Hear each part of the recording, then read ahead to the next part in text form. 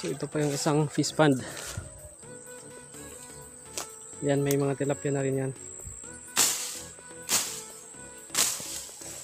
Ayan, tapos na natin nalinis yung pond natin.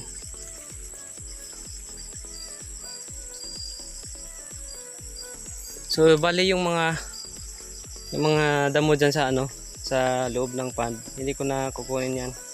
Hayaan ko na lang yan na mabubulok para malumutan siya at may makain yung isda natin na mga lumot. Kaya hindi ko na tinatanggal yung mga buhay na damo. Ganyan na lang yan hanggang sa mabubulok siya.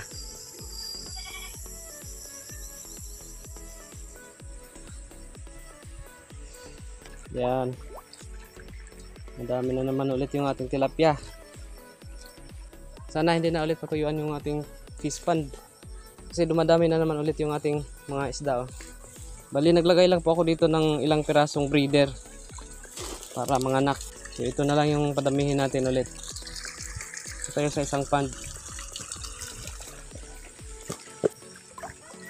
Yan.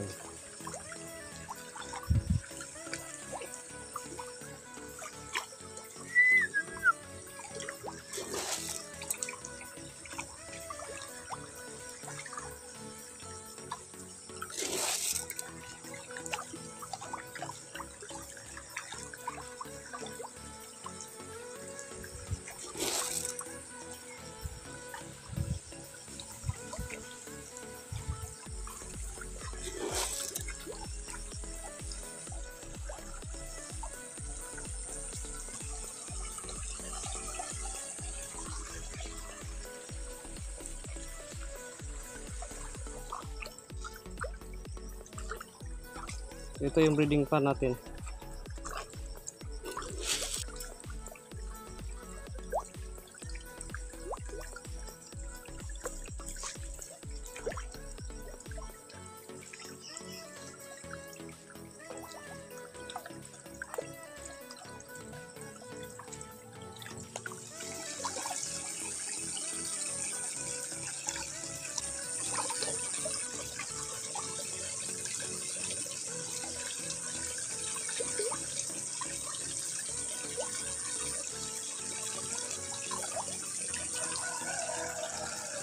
Thank you.